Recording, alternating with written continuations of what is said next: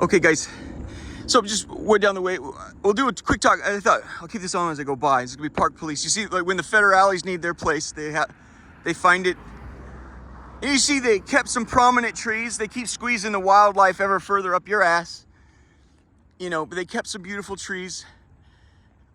I think maybe you could do a little bit better than what they preserved, right? Preserve a little more than that. But you can tell them they can go flatten Congress or the White House or something, and they can buy up their open space right there. You can put your credits of your swampland right there. So here we go.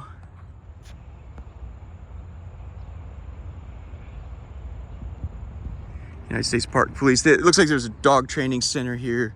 Little jumps and stuff for the dogs to go over. Capitol Hill Police are parking out here. Metro's parking out here. So it's a nice little node of cocksuckers.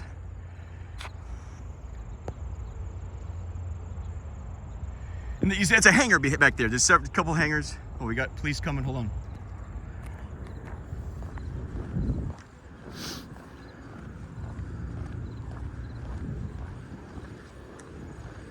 Okay, I want to get a pic of how that looks. Hold on. That Cadillac's gonna take notice of us. Hold on.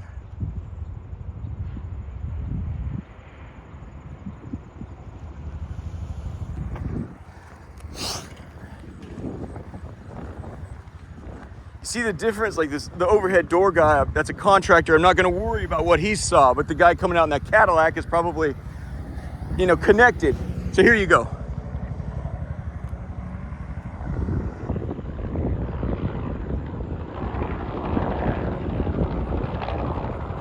They sure like to hit that turn like that.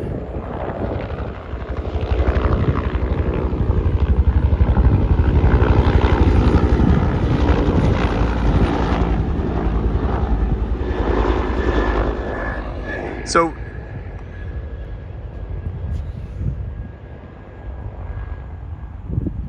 operational facilities and heliport. So you got agreements, multi-jurisdictional agreement to, hey, you can park your shit out here.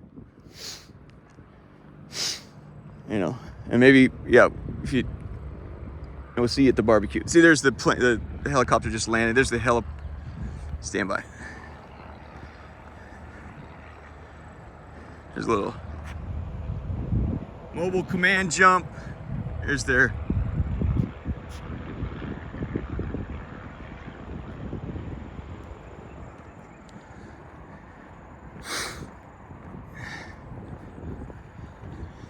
So, and then there's Cedar Hill right on the other side, right? What were we talking about? Okay, so what I wanted to do, what is a coup and how does it happen? I can help a little bit about this, and let's use the Bible as an example. You're like, how? Because I've argued great coups. Donald Trump tried to do a coup on January 6th. There's just no way around that. The Germans are dissecting it. Okay, how did this succeed? How did it fail? What was good about it? What was bad about it? The Russians were asked, Vladimir Putin, what'd you think of that? He goes, it was a beautiful sight. It's a beautiful sight.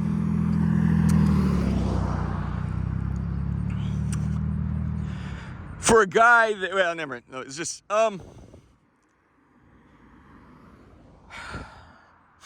let's use, I've argued that a great coup happens with a conversation.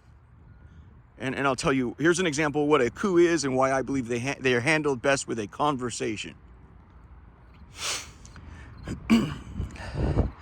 Israel, they were a theocracy. They got their judgments and so forth from God through the prophets and so forth. He said, we want to be, the Jews, obstinate as they get, they said, we want to be like other countries. They have kings. We want a king. They don't want that shit. It gets bad. No, we do. When first King Saul didn't work out, second king was David. Holy man.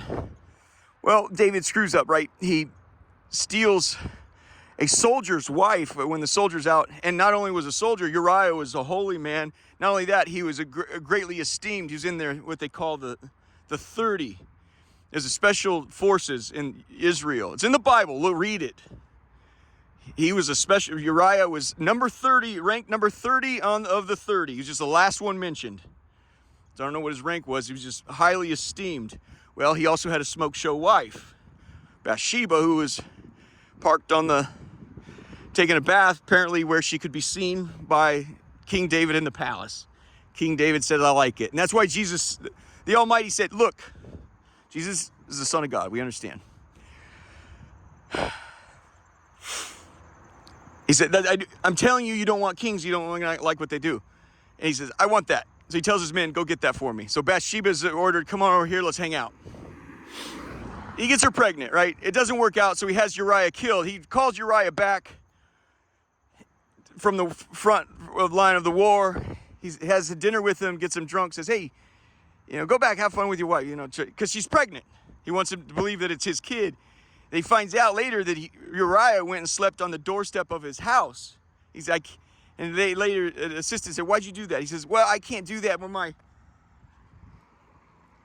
my fellow soldiers out in the field. I can't take pleasure, and I got to share the burdens with my fellow men. That's what we do. And so Uriah was handed a letter. He says, hand this to your commander. And the letter says, the commander, you kill Uriah. He's pissed off the king. And so they do a thing, they have him killed.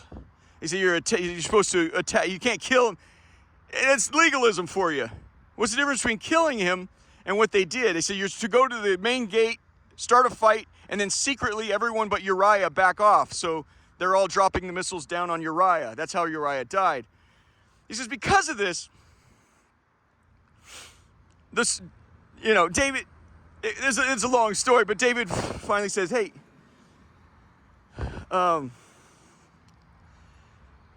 forgive me and bless the child. I think it's Solomon or something, but he says, I will forgive you and I will bless, but because of what you've done, the sword will never leave your house. You're going to have big problems because of this. The sword will never leave your house. And so Absalom, like his firstborn, a bad dude in his own right, he had a bizarre quirk that his hair grew out very, very fast or something. So he's always wearing like a man bun, trying to wrap his hair in a... Anyway, that plays a part in the story. Let's sneak up that way. Let's get across the river there. Take this in real fast. Anybody needs to see it. Yeah, any armchair land use planners, master planners want to throw in their thoughts. Any community people that like, hey, I don't do that one thing with the thing because we've had trouble in our community with that. All that input helps when you're master planning a community. Everybody's input helps.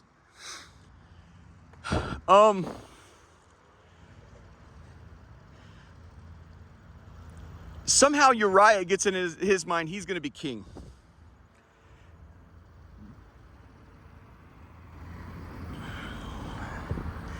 David's son. I don't remember how the takeover happened, but Uriah does a takeover and then consults his own dad's own men, and he says, "How do I make this fracture complete? Make it clear. I need to make it clear to all Israel that I'm the man in charge now." And he says, one of the advisors says the best way to do that is to take he has wives and concubines, take them up to the palace on the sun deck up there on David's palace and parade them around, or just hang out with them on the roof so they can all see that you've nailed them all. Once they see, this was PR back in the day. They didn't have CNN. That's how the word got out. No, we saw Absalom. We saw David's son, the firstborn, up on the roof of the palace, wearing the robe and swinging his dong around all the wives and concubines. It's his palace now. Once he's fucked them all, that's his, right? Well, David's at a difficult thing here. His wives are getting fucked by his son, but he also loves his son. But he also wants his kingdom back. So it's a real... I should finish this story before we're going to go across the river to Navy Yard. And up there, it's a little noisy on the bridge, so let me finish here. I'm just gonna go right up the gate there. I'll hop that fence, but yeah, in fact, I think the gate's just open. They fish, the black men will fish down here for dinner and stuff, and it works, it's great, but just like the Indians did. Yeah, the land will still provide, you know. So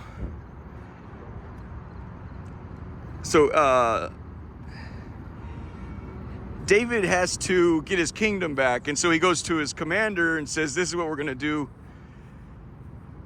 I need you to put Absalom to the run, right? Please, whatever you do, please don't kill him.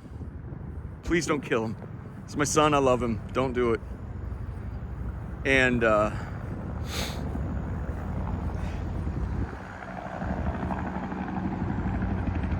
hold on. This is interesting. I don't know.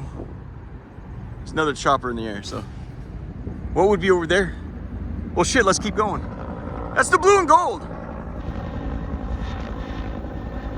Well, let's keep going then. I thought that was Andrews Air Force Base. Let's check this out. Well, maybe you guys, let's see if it's sensible for you guys to keep this as well. Again, pretty much anything on that side is sensible. This sort of isn't sensible. You put all the undesirable shit on this side, which, okay. So we're getting to how a coup works, and how I view a good coup.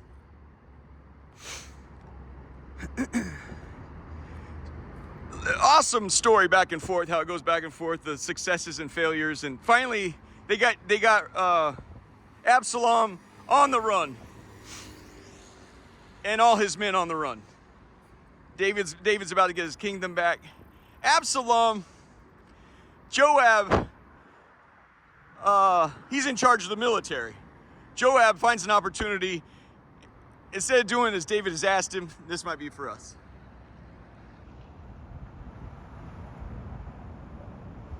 Well, you come flying up like that.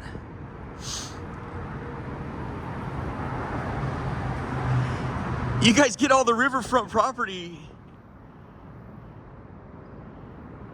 I wonder if would they allow you to do that in Georgetown? Huh.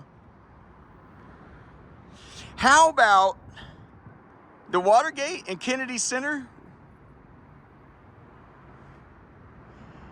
So Joab, the first moment he sees Absalom, despite the orders he's been given by King David, he fucking, slices his throat. He just fucks him up. It was just, immediate death. The moment he sees Absalom, he's like, I'll be done. I think that's sort of how they manage their own shit. He's like, I'm not going to have a problem with you down the road, asshole. The story was, I think it was, he was at, 50, 60 yards, and I think bow and arrow hit him like 3 times immediately. Like, I think maybe with David, that's emotional. It's his son. With Joab, he's like, I'm the commander of the fucking military, and you're going to be a problem down the road. I fucking know it, So Joab gets back to his boss, King David, and says, I'm so sorry I'm happy to bring you the news. Your enemy's been vanquished. The bad news is your son's dead, And David goes into such a melancholy and such sadness that they march back to take back their kingdom in Jerusalem with David in tears, and the entire military mimics this. They're all sad. Now this is how a coup happens. Joab goes up. It was such a bad scene. Joab goes up to David. He pulls him aside. This big caravan going back to Israel, going back to Jerusalem. And he says, come here. Let me talk to you for a second. We have just got you your kingdom back. And I told you twice, I need to see you happy. I need you to fucking smile right now. If you do not change your attitude by the time we enter Jerusalem, I'm going to take your kingdom and I'm going to give it to someone else. Do you understand me? And David said, yes, I understand. David changed his attitude. Men, I can't tell you how happy I am. I owe you deeply, and boy, am I going to make this right with you. Thank you for doing the right thing. And they entered Jerusalem happy. That conversation right there is very much how a coup happens.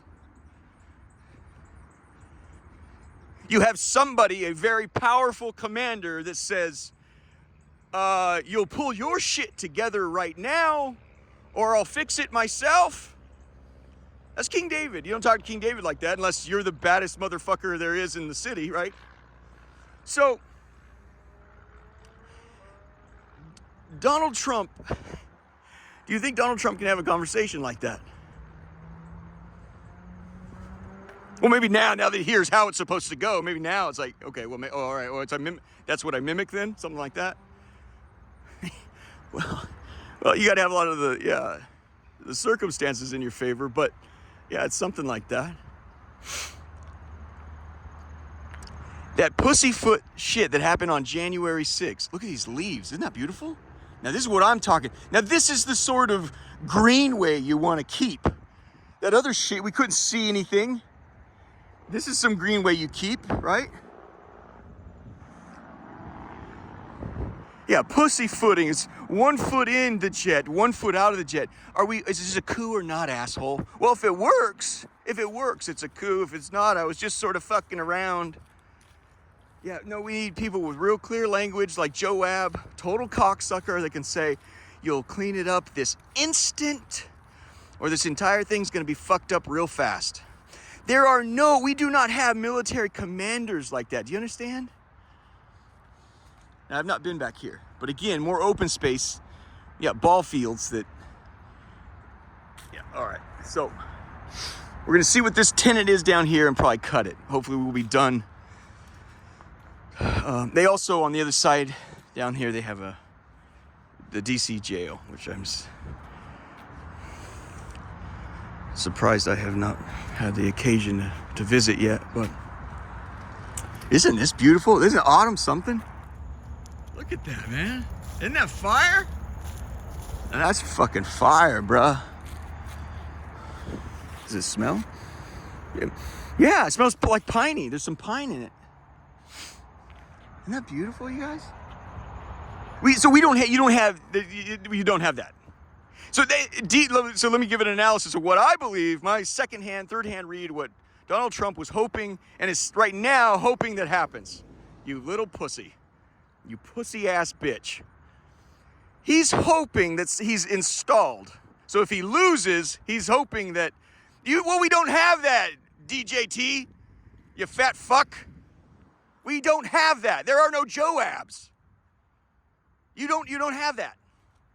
You appeared to be that, but the problem is you have no North Star, no moral compass.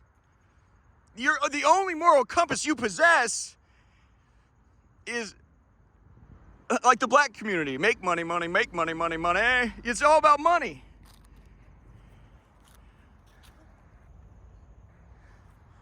Oops, sorry. We're gonna give this guy some space before I continue my revolution here. Hold on.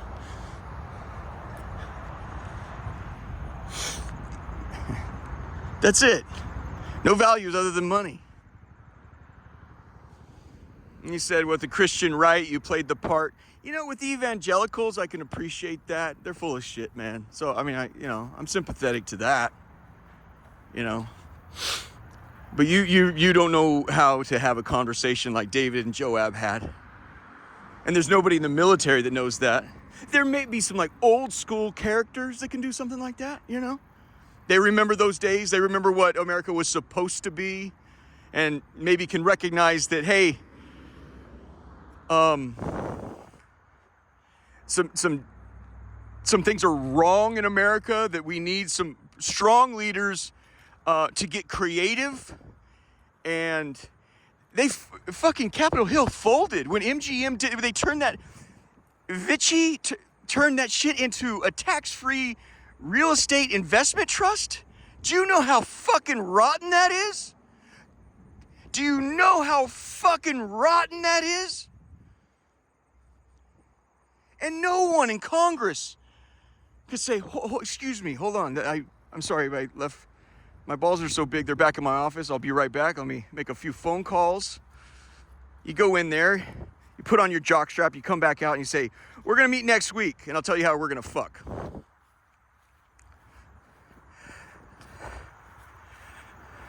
A gambling empire in America with a tax-free real estate investment trust, REIT.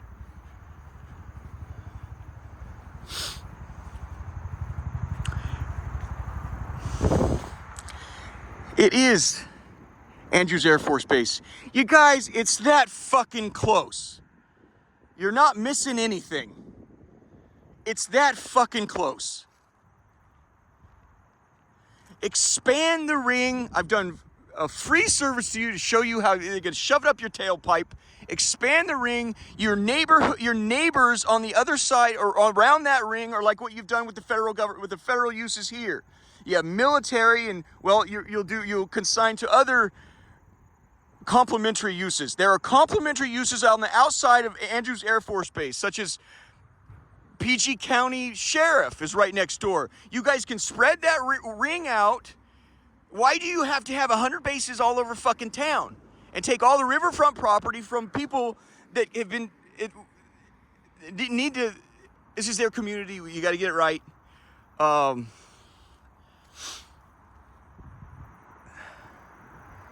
gonna try to get across the river. This is what they do instead.